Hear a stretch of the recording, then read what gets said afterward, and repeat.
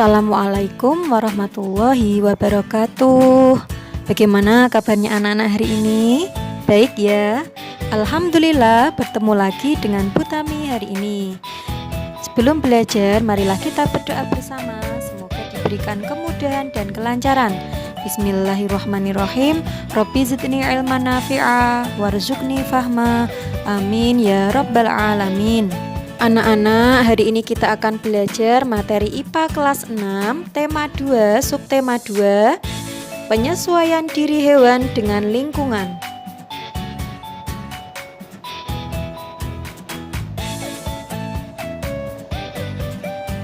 Ciri khusus pada hewan. Hewan memiliki ciri khusus yang membedakannya dengan hewan lain. Ciri khusus pada hewan tersebut berfungsi untuk adaptasi dan mempertahankan kehidupannya. Berikut contoh hewan dengan ciri khususnya.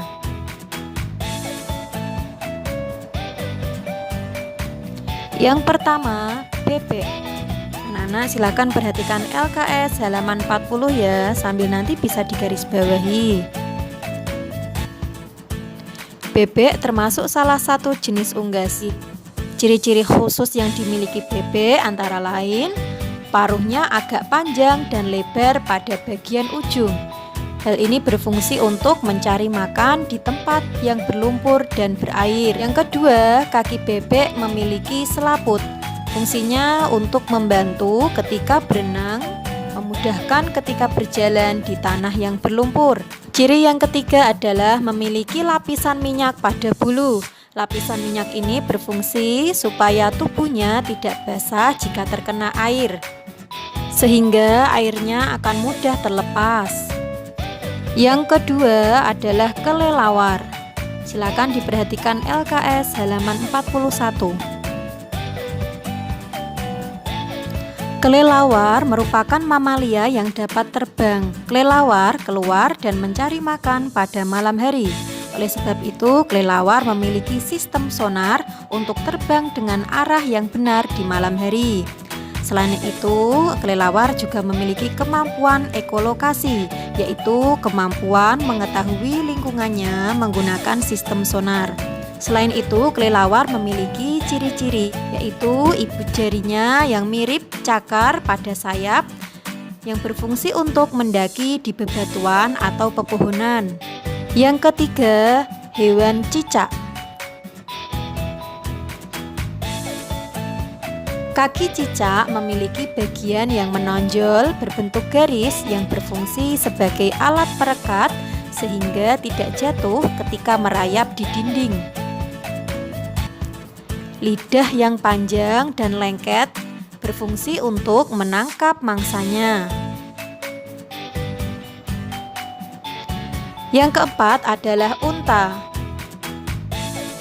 Unta memiliki ciri-ciri bulu matanya yang panjang yang berfungsi untuk menghalangi cahaya matahari dan pasir yang masuk ke mata. Cirinya yang kedua adalah memiliki hidung yang bisa menutup. Hal ini berfungsi untuk menghalangi pasir yang masuk ke hidung. Cirinya yang ketiga, memiliki punuk di punggung. Punuk ini berisi timbunan jaringan lemak sebagai cadangan makanan. Yang kelima adalah ikan. Semua jenis ikan habitatnya ada di air ya anak-anak, baik itu di air laut maupun di air tawar. Ciri-ciri ikan yaitu memiliki bentuk yang ramping dan aerodinamis. Hal ini untuk memudahkan ikan ketika bergerak di dalam air. Yang kedua, ikan memiliki insang yang berfungsi untuk bernafas di dalam air. Selanjutnya, penyesuaian diri hewan terhadap lingkungannya. Hewan menyesuaikan diri dengan lingkungannya bertujuan untuk memperoleh makanan dan untuk melindungi diri dari musuh. Adaptasi hewan dalam mendapatkan makanan bergantung pada jenis makanan dan cara mendapatkannya. Sedangkan untuk melindungi diri dari musuh, hewan memiliki bagian tubuh untuk melindungi diri. Ada juga yang melindungi diri dengan tingkah lakunya.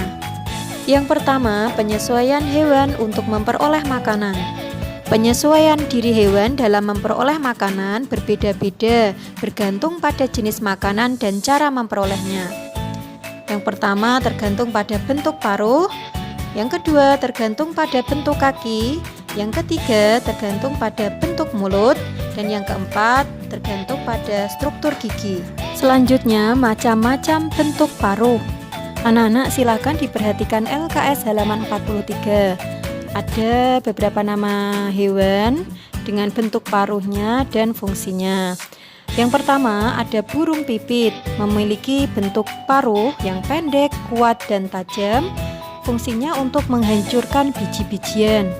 Ada burung elang yang memiliki bentuk paruh sedikit melengkung di bagian ujung, kuat dan tajam.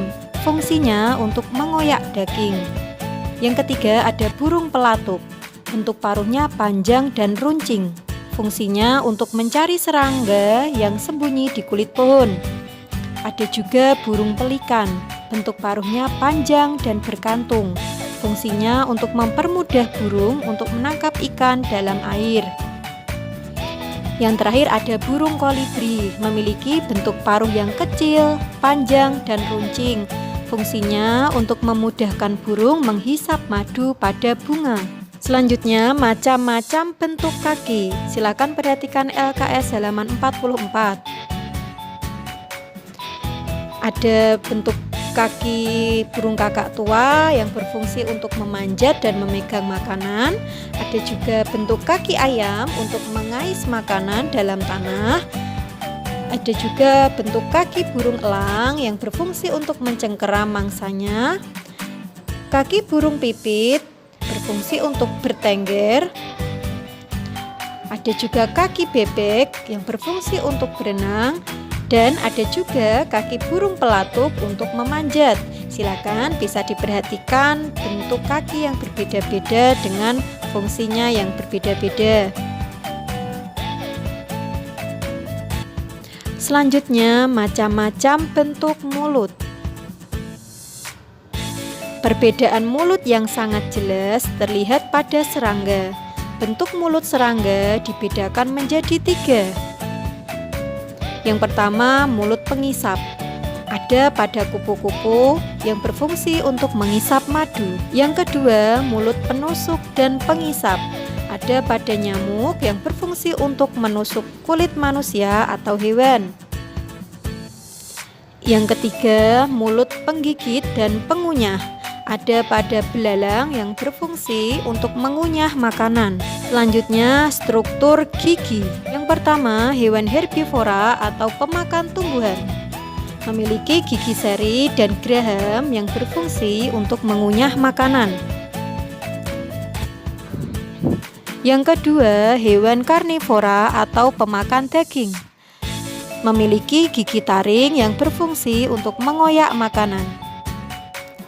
Yang ketiga, hewan omnivora atau pemakan segala.